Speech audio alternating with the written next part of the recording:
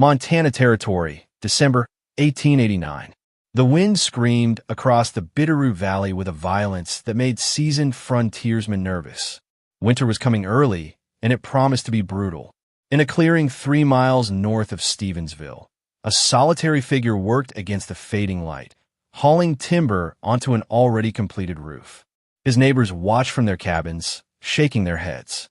"He's building a second roof," someone muttered. "The man's lost his mind." Lars Minon didn't respond to the whispers. He simply measured, cut, and nailed, constructing what looked like madness to everyone watching. But what they didn't know was that this foolish Finn understood something about heat loss that would soon mean the difference between survival and suffering. Before we reveal what Lars knew that his neighbors didn't, do me a favor. Hit that subscribe button and drop a comment telling me where you're watching from. I promise you, by the end of this story, you'll understand why this crazy technique is actually genius engineering. And you might just want to try it yourself. The question isn't whether Lars's double roof worked. The question is, why did it work so much better than anyone expected? Lars Minon arrived in Montana Territory in the spring of 1887, carrying little more than a woodworking kit and memories of Finnish winters that could freeze spit before it hit the ground. He claimed a homestead in the Bitterroot Valley, 160 acres of mixed pine and grassland that the land office clerk said might support cattle if you're lucky. By autumn of 1889, Lars had built himself a serviceable cabin, 16 by 20 feet, notched log construction, a stone hearth on the north wall. Nothing remarkable until October, when he started building what appeared to be a second roof directly above the first. The structure baffled his neighbors. Thomas Whitmer, who owned the adjacent quarter section, rode over to investigate. "What in God's name are you doing, Lars?"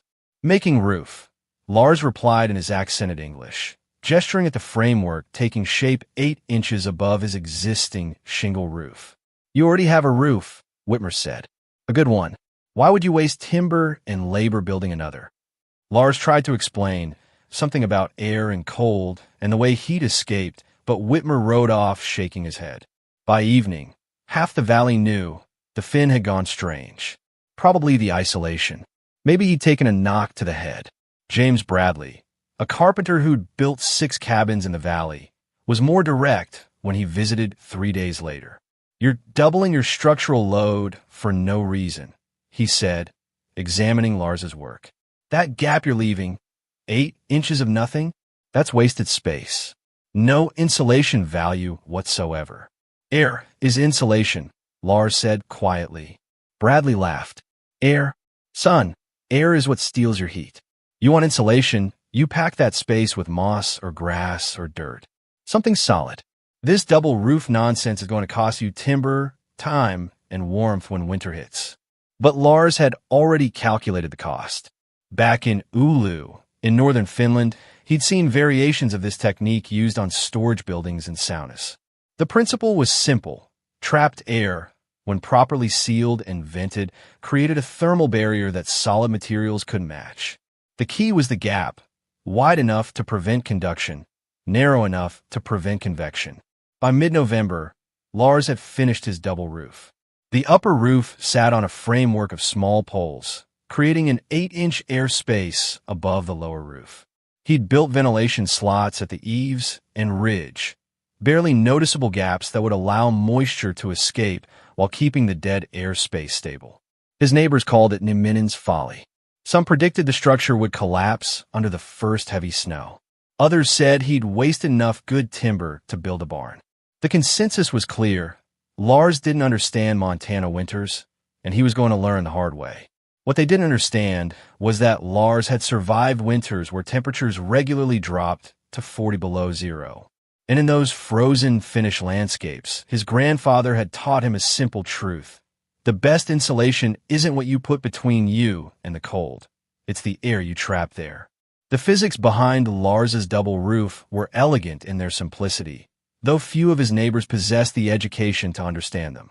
Heat moves in 3 ways: conduction, convection, and radiation. Lars's design attacked all 3. Conduction, the direct transfer of heat through solid materials, was the enemy of every frontier cabin.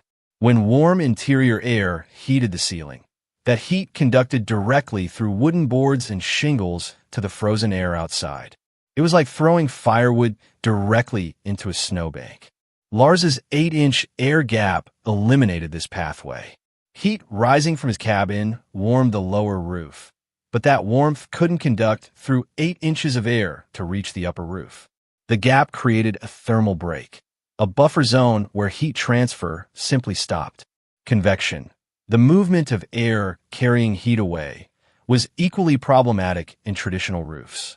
As warm air rose and touched cold ceiling boards, it cooled, sank, and created circulation patterns that constantly pulled warmth away from living spaces. Lars's sealed air gap prevented this. The dead air space between his two roofs couldn't circulate. It sat there, inert and invisible, getting gradually warmer but never moving. He'd calculated the gap width carefully. Too narrow, say 3 inches, and the air could still transfer some heat through microconvection. Too wide, 15 inches or more, and the airspace itself would begin to circulate, creating internal convection currents that would compromise the insulation value. 8 inches was the sweet spot, wide enough to prevent conduction, narrow enough to prevent convection. The ventilation slots were his masterstroke. Many frontier builders, attempting primitive double walls or roofs, sealed their air gaps completely and ended up with condensation problems that rotted their structures from within. Lars understood that the air space needed to breathe. The tiny gaps at eaves and ridge allowed moisture vapor to escape while maintaining the thermal barrier. "Where did you learn this?" asked Henry Morrison, a younger homesteader who'd watched the construction with genuine curiosity rather than mockery. "My grandfather," Lars said, running his hand along the smooth underside of his lower roof. "In Finland, we build summer kitchens with double roofs. Keeps them cool when sun is hot. Same principle works for keeping warm when air is cold." Morrison frowned. "But that's backwards. Keeping cool and keeping warm, those are opposite problems." "No," Lars said. "Same problem. Both about stopping heat from moving where you don't want it to go. In summer, stop heat from coming in. In winter, stop heat from going out. The air gap does both." The total cost of Lars's double roof system was 34 board feet of additional timber, 16 pounds of nails, and 4 full days of labor. His neighbors, still skeptical, calculated that he could have spent that time and material building a proper barn or cutting firewood for winter. James Bradley, passing by in early December, called up to Lars as he made final adjustments to the ridge vent. "You'll regret this when you're burning twice the wood to keep warm, and that top-heavy structure is groaning under 3 feet of snow." Lars said nothing. He simply descended his ladder, banked his fire for the night, and went to bed under his foolish double roof. The real test was coming, and it would prove more brutal than even Lars had anticipated. James Bradley wasn't a cruel man, but he was a confident one. He'd built structures across 3 territories, and he understood wood, weight, and winter. When he looked at Lars Minon's double roof, he saw engineering ignorance, the kind of mistake an immigrant makes when he doesn't understand American conditions. On a cold December afternoon, Bradley organized what amounted to an informal technical review. He brought Thomas Whitmer, Frank Jessup, who'd done some engineering work for the railroad, and 2 other experienced builders to Lars's cabin. The stated purpose was offering friendly advice. The real purpose was proving Lars wrong before he influenced other settlers. "Let's start with structural integrity," Bradley said, standing beside Lars's cabin with his arms crossed. "You've added roughly 400 pounds of additional roofing material. That's 400 pounds your walls weren't designed to support. First heavy snow, say 3 feet of wet snow in March, you're looking at another 800 pounds minimum. That's over half a ton of extra load on a structure built for maybe a quarter of that." Lars listened quietly. "Second issue," Frank Jessup added, warming to the subject. "Thermal efficiency. Heat rises, correct? So your warmest air is hitting that lower roof. But instead of a single barrier between warm and cold, you've created 2 barriers with dead space between them. That dead space doesn't insulate. It's just nothing. You'd have been better off with a single roof packed with 6 inches of sod. Sod is heavy too, Lars noted. Sure, but sod actually works, Bradley said. It has mass, thermal mass. It absorbs heat and releases it slowly. Your air gap? It's at no thermal mass. It can't store anything. You're relying on emptiness to keep you warm, and that's not how physics works. The gathering attracted other neighbors. Several men nodded along with Bradley's explanations. The logic seemed sound. Solid insulation had to be better than empty air. Look, Bradley continued, his tone almost sympathetic, I understand you're trying to adapt techniques from Finland. But Montana isn't Finland. Our winters are different, drier. The altitude changes things. What works in a Finnish sauna isn't going to work in a Montana cabin. We will see, Lars said simply. Bradley mistook Lars's brevity for capitulation. I'm not trying to embarrass you, he said. I'm trying to save you from a cold winter and a potentially dangerous structural failure. It's not too late to tear down that upper roof and do this properly. I'll even help you reframe it with proper insulation. Lars shook his head. Thank you, no. I'll wait for winter. The gathering dispersed with a mixture of pity and frustration. Bradley genuinely believed he'd try to help. As he rode away, he told Whitmer, that man's pride is going to freeze him half to death. When he comes asking for help in January, we'll do what we can. But some lessons have to be learned the hard way. What Bradley didn't understand, what none of them understood, was that Lars wasn't being stubborn. He was being patient. He knew his double roof worked because he'd seen the principle proven across 100 Finnish winters. The air gap wasn't theoretical.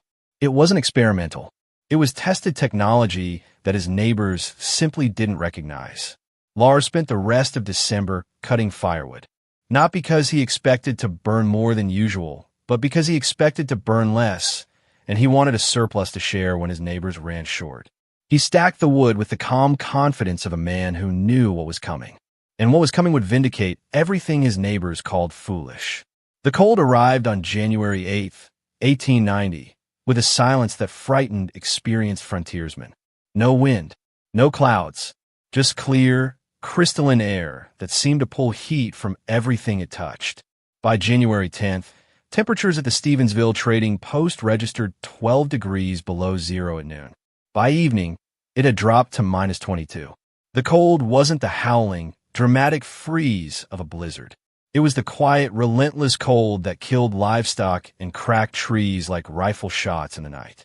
Thomas Whitmer's wife woke him at 2 a.m. on January 11th. The water bucket is frozen solid, she said. Inside the cabin, Whitmer stoked his fire until the hearth glowed orange, feeding it log after log. The interior temperature climbed to maybe 38 degrees, barely above freezing.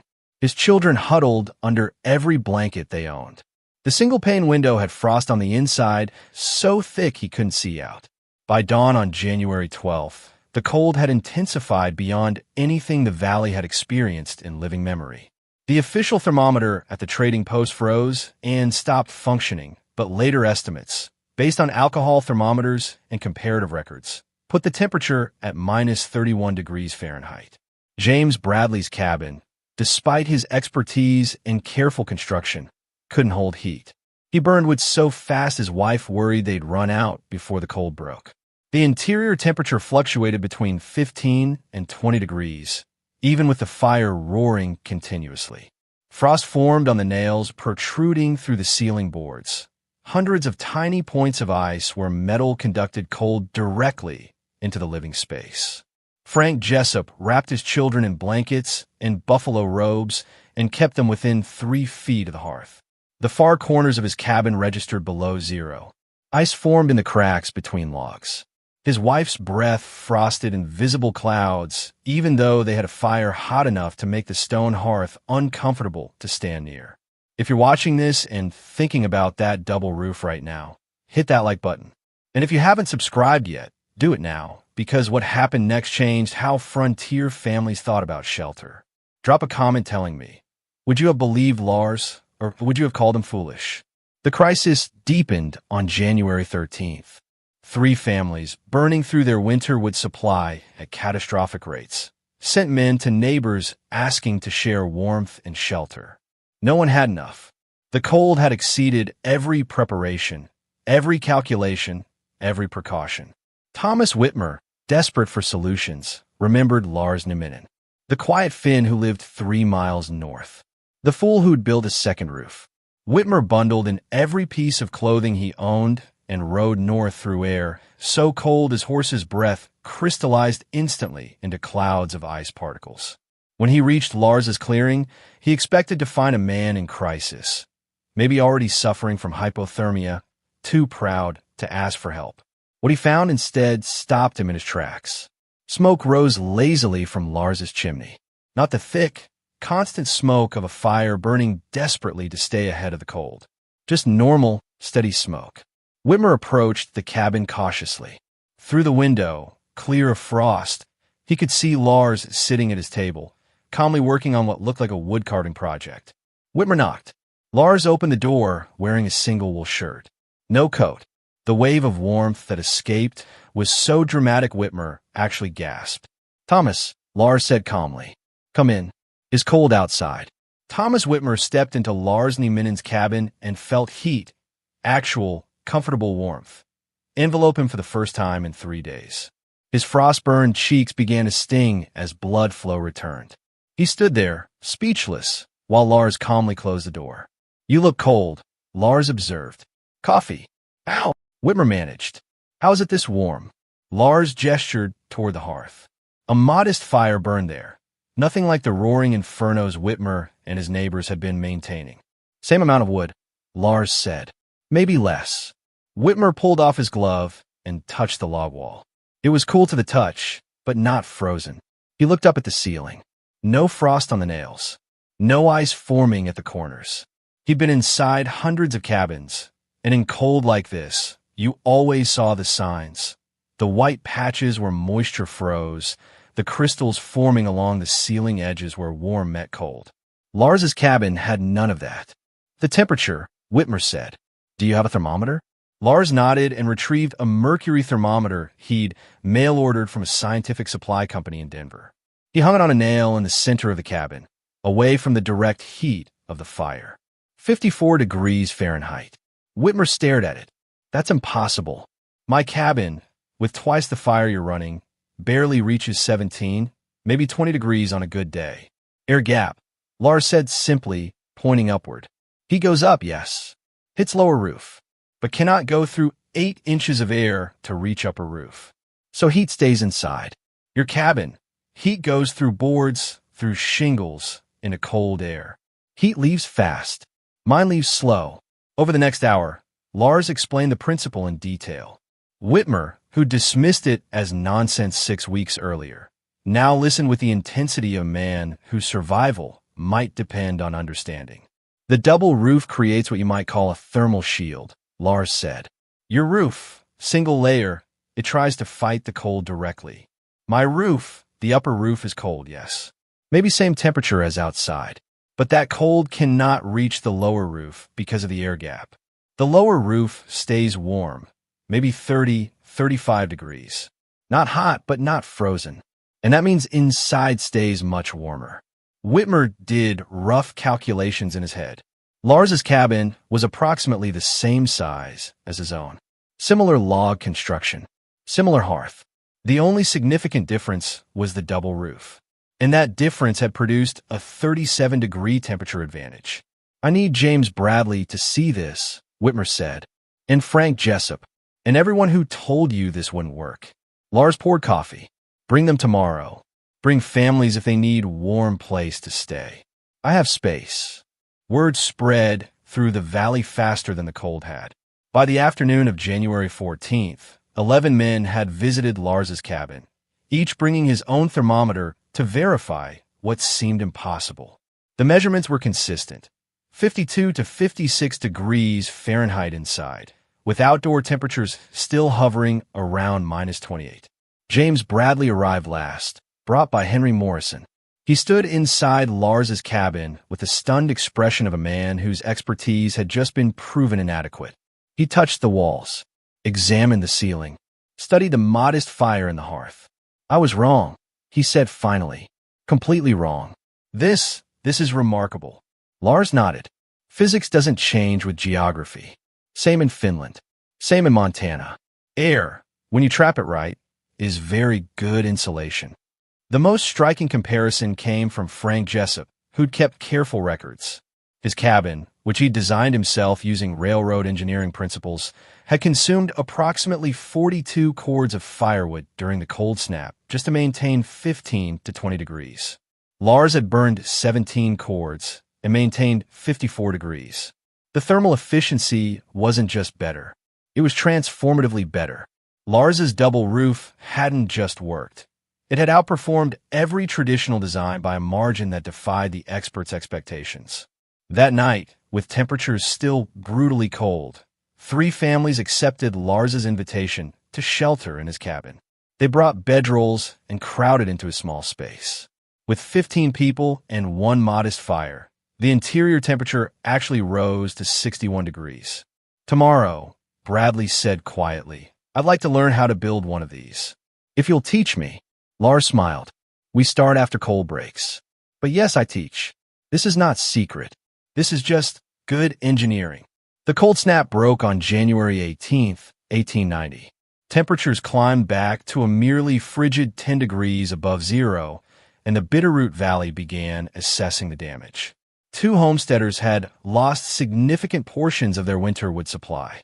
One family's cabin had suffered structural damage from the relentless freeze-thaw cycling around their inadequate hearth. Several livestock hadn't survived. But Lars Minon's cabin stood unchanged, and his wood supply remained abundant. Within a week, James Bradley had drawn detailed plans based on Lars's design. He refined the measurements, creating standardized specifications: 8-inch air gap, ventilation slots measuring 3/4 of an inch at 12-inch intervals along the eaves and ridge, support framework using poles no less than 3 inches in diameter. By late February, Bradley had begun construction on the valley's second double-roof cabin. This one for Henry Morrison, who'd been the first to show genuine interest in Lars's technique. Morrison documented the construction process carefully, noting that the additional cost was approximately 15% more timber and perhaps 20% more labor compared to a traditional roof. For a 37-degree temperature advantage, Morrison said, "That's not cost. That's the bargain of a lifetime." The design spread rapidly. Thomas Whitmer rebuilt his roof in March. Frank Jessup completed his double roof conversion in April. By the autumn of 1890, 11 cabins within a 20-mile radius had adopted Lars's design. By spring of 1891, that number had grown to 23. The technique wasn't limited to roofs. Several builders began experimenting with double-wall construction using the same air gap principle. Results varied. Walls were more complex than roofs, with more opportunities for air leakage. But the successful implementations showed temperature improvements of 15 to 20 degrees over single-wall designs. Lars became something of a local expert, consulted on thermal efficiency and insulation principles. He never charged for advice. "In Finland, we share knowledge," he explained.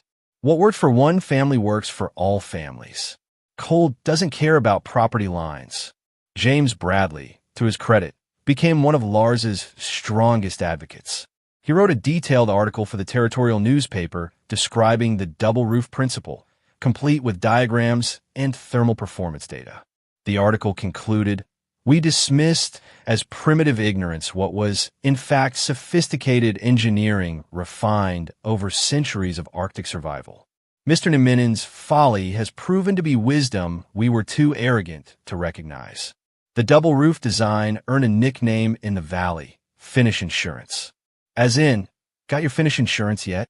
It became a point of pride, a marker that separated practical, informed builders from those still relying on traditional methods. Interestingly, the principle wasn't unique to Finland. As word spread and more settlers shared their knowledge, it emerged that variations of the air gap insulation concept existed across multiple cold climate cultures. Norwegian settlers mentioned similar techniques. Russian immigrants described double wall ovens. Indigenous peoples of the northern plains had long understood that layered shelter with air pockets provided superior insulation. The convergent evolution of the idea across disparate cultures suggested something profound.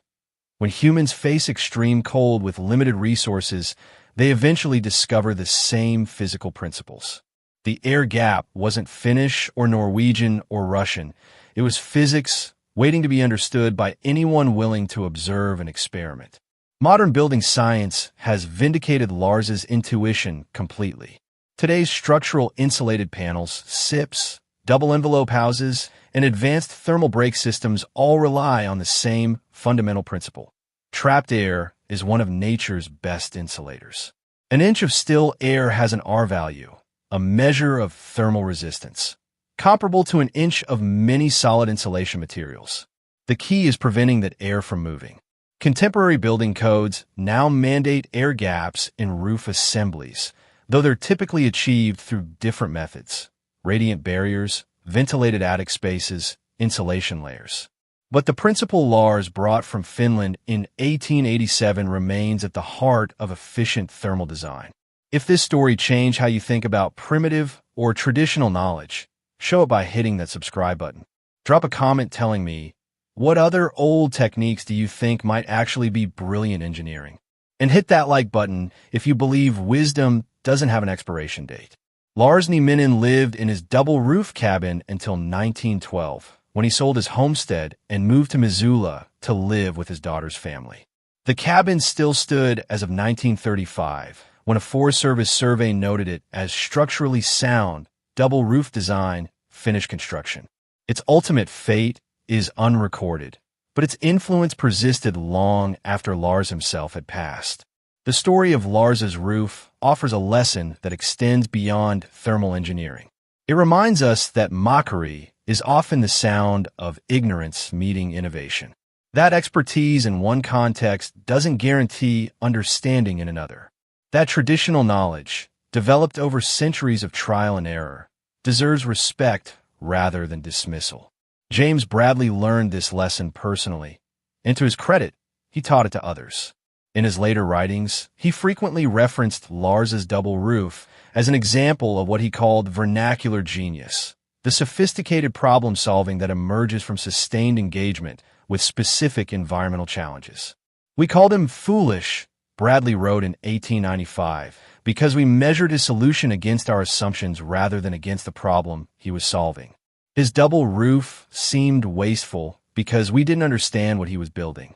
He wasn't building a roof. He was building a thermal shield. And once we understood that distinction, everything changed.